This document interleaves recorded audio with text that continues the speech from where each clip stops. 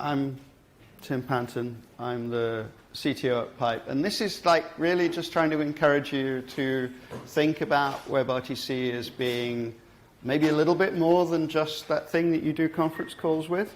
So I mean, that was what it was built for. It was built as a Skype replacement. That was the original idea, and that's effectively what most of you either are working on in the engineering sense, or at least just making daily video sprint calls or whatever. And so it's like, it's there, but it's actually kind of useful for other things. And I wanted to highlight that because I think it actually should influence the way that we see the APIs.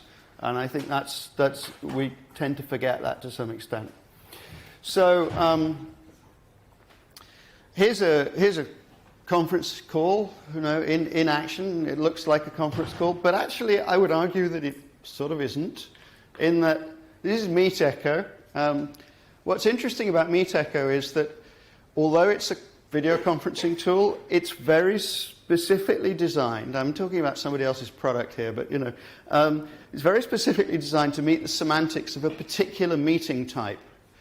And it has the rules of that meeting in there, but embedded in the interface. And what's more, actually, if you look at some of the way that it works, the media priorities are fantastically complicated. This isn't actually a particularly good example, because normally what you'd have is a slide deck in the middle, which is taking over most of the space, and then you have audio from multiple microphones, your own local feed, the person at the stand. Like, there's a bunch of different video feeds coming in that are differently prioritized. And some of them aren't actually coming from browsers. Like, a lot of the feeds coming into this aren't actually browser inputs. They're microphones, loose cameras, this kind of stuff. And so, although it looks like a conference call engine, it kind of isn't. And the other thing, the critical thing is, for it to work, you have to be able to join it with zero install. You have to be able to open your browser, browse to it, agree with the note well, and you're in. And that's kind of important. So here's another one. This is something that we've worked on. It's a baby monitor, a reasonably privacy-protecting baby monitor that runs WebRTC between the camera and your smartphone. So you can watch your baby in real time rolling over or whatever. You can see its heartbeat as well. Its respiration rate as well, which is also carried over the WebRTC data channel. So you've got a privacy-protecting, secure thing between the two ends. And there's also like an interesting thing from the service provider's point of view, is that if it does end-to-end media, not only do you get the encryption benefits, but you also get a reduced bandwidth cost, because most of that traffic's not going through a central server. So I built this thing. It's another example of a thing that is WebRTC, but it isn't a conference call. I do a podcast with a friend. We interview people who are doing stuff that we think might tell us what's happening in the future. And it's audio only, and we wanted to make it so that we could interview these people really easily. So we just basically send them a link. They open a link to a WebRTC page, and that gets recorded automatically. And that conversation's got to be really easy to do. And so we did this. I built this thing in WebRTC. It's on GitHub, and the podcast is there as well, actually. But the critical thing was that it was mobile first. Both ends of this call are on mobile. There's no laptops involved. So we tend to think of WebRTC as a laptop tool, and it really isn't for a lot of use cases, I think. And this is the extreme example, which I bought this the other day. This is Google Stadia. This is a games engine, right? You can play your favorite big shoot-'em-up game in amazingly, in this case in 1080p, but it'll actually run in 4K as well. So this is the WebRTC internals from the Chrome browser on my old MacBook running Stadia. And actually the twitches in it are me flipping tabs to get this screen up. So actually it rock steady, 60 frames a second, 1080p, 25 megabits. of video streaming into my device. And there are a load of other interesting things about the way they do that. But the critical stuff is it's low latency, very high but controllable, manageable bit rate, and to make a playable game. And I think that's amazing that, you know, there's a WebRTC use case that I don't think any of us really predicted when we started this game. And there's the final thing I want to show you is the thing that I use almost every day, which is remote access to devices. So this, if it works, is remote access to a device that's sitting in my apartment in Berlin, which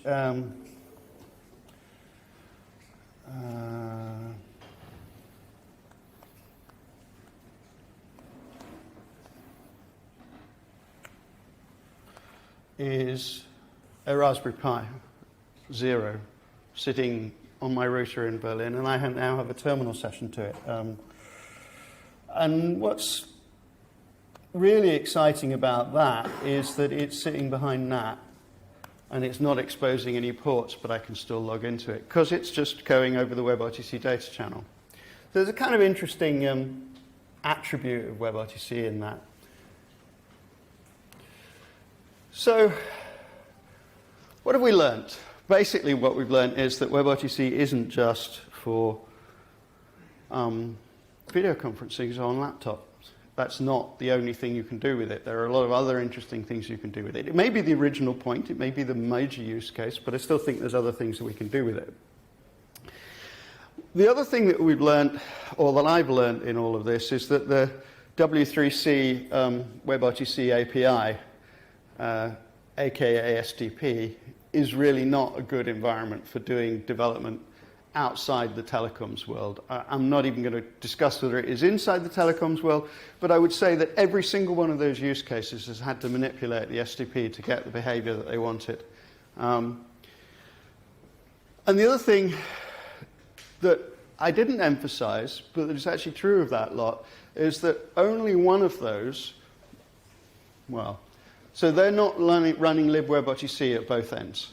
Like, typically, if there's not a browser at both ends, the only one where there's a browser at both ends is actually my pod call.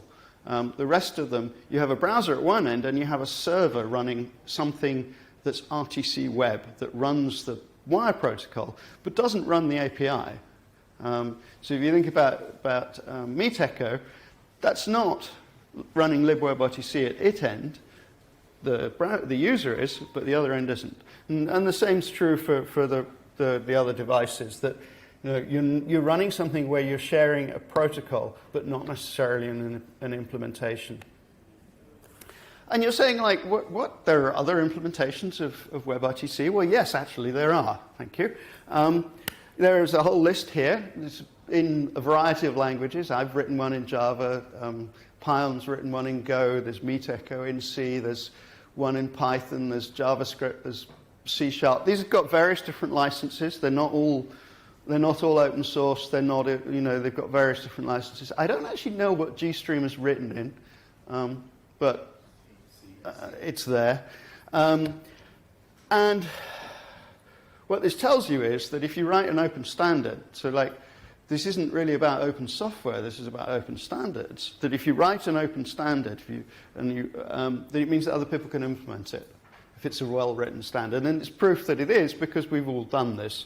I want to run an interop session in Vancouver to try and get these people to prove that they can interop between each other and not just with libWebRTC.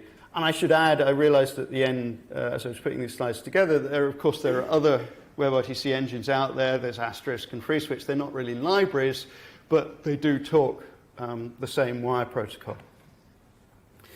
So all of this, we ask ourselves, well, what is a good API? And the answer is, I have no idea, right?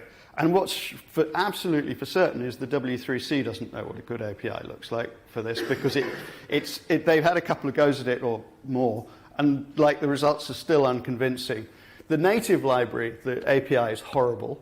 The libWebRTC library, the API is pretty hideous. And I wonder whether that's because we're framing the problem wrong. So when framing an API problem, it's always good to think about Albert Einstein. So Albert said, it should be as simple as possible, but no simpler. which is a really good dictum for APIs. So I thought a lot about our use cases that we'd seen, and what I realized was that actually people were using WebRTC effectively as a proxy. Like they had a local service that generated RTP or that monitored the baby's breathing and that gave data out over a WebSocket or whatever. And they just wanted to be able to kind of sprinkle the magic NAT traversal, encryption, all of those things into the browser-ness of WebRTC. They wanted to sprinkle that pixie dust onto their service and make it appear magically into a browser a long way away. And they didn't really want to kind of get into an API. They just wanted to kind of configure a proxy, basically. And so we ended up, and this took me 2 or 3 iterations to get to this point, the pipe agent, the pipe implementation of WebRTC, or RTC Web, is effectively a configurable proxy. You tell it what things you're allowed to proxy, and it does. And what does that look like? Well, so like an obvious one is RTP or RTSP. There are a lot of cameras out there that speak RTP. There are a lot of devices out there that do RTP. And what you can do is just like wrap it up in DTLSS RTP and push it out to the browser, and you get your video and your audio. There's some complexity about managing the encoder bit rates and stuff like that. But actually, it's sort of first approximation, pretty clear how to do that.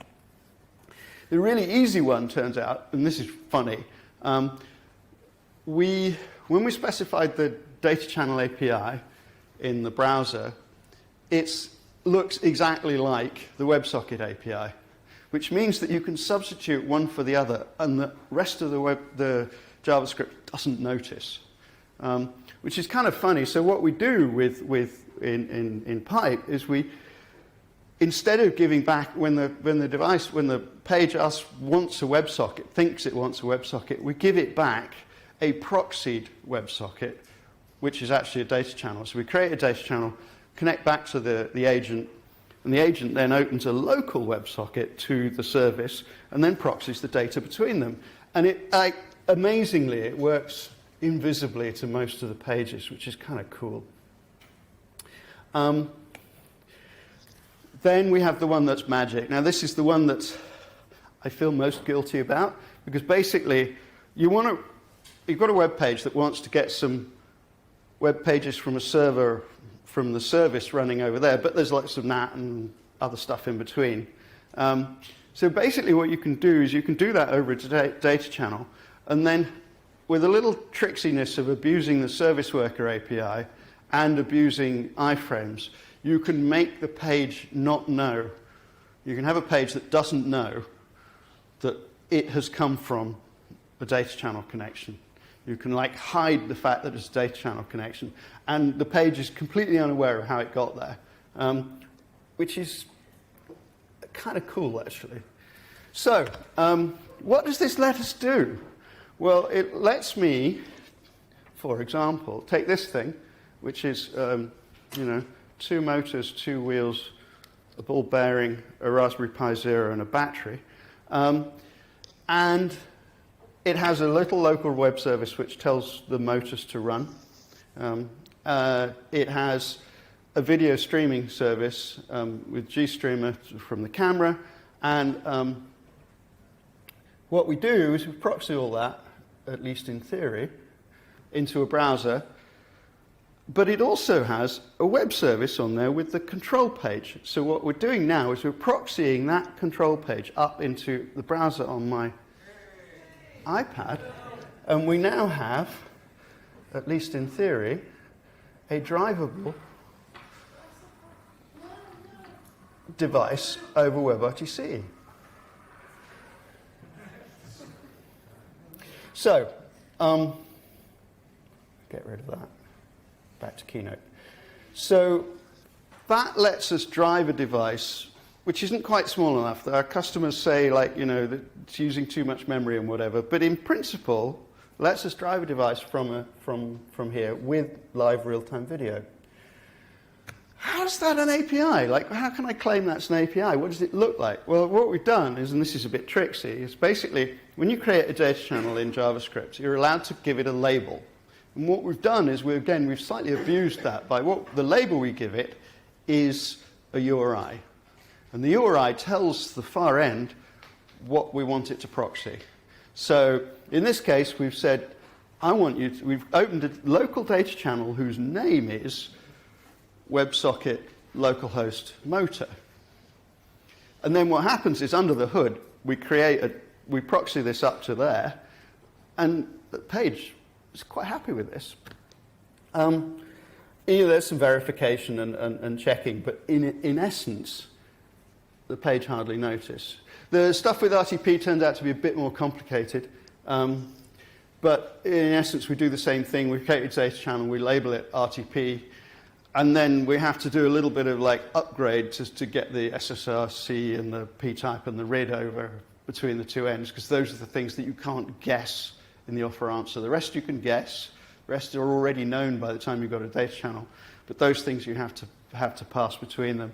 And then you apply the offer and the answer, and boom, you get proxied streams, which is nice.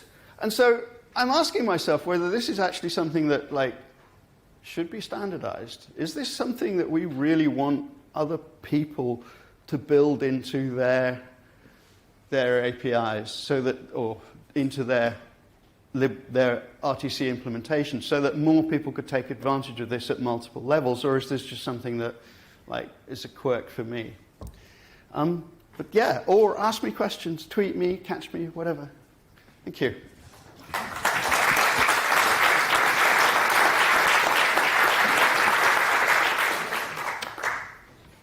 All right, wake up, everybody.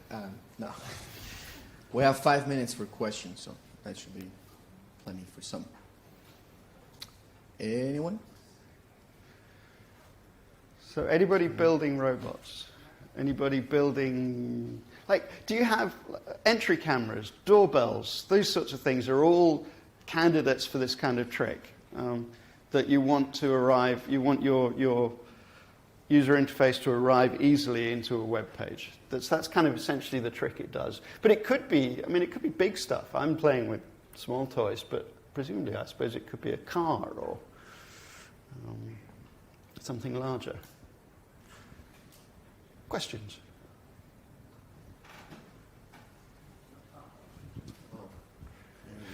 Slow me up there. No, otherwise it's not in the recording. So think about the good question while I go up. Hey, thank you. First, thank you for amazing presentation. It was really new ideas. And the question is, there is any frameworks for spatial libraries to do all of those Internet of Things or all of those application level? What will be the best framework to be able to analyze those packets that are not RTP but do give us the application level? What is the implementation level from a framework perspective?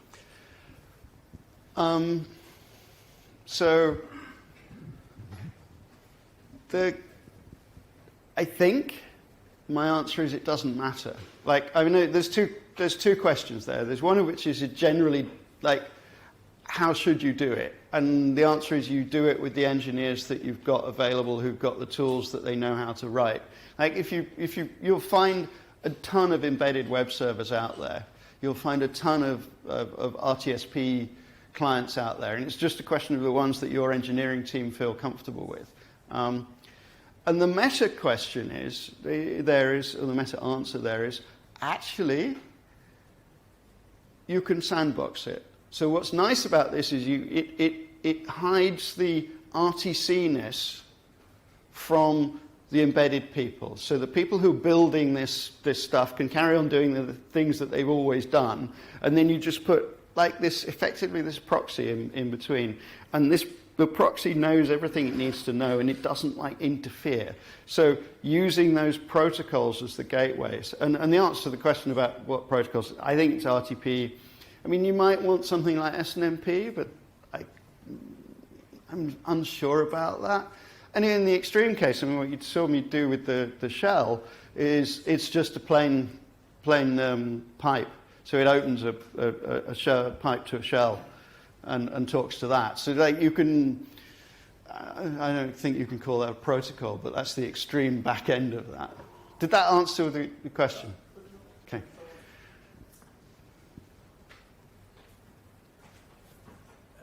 I've got a question, Tim. Wait. Oh, sorry.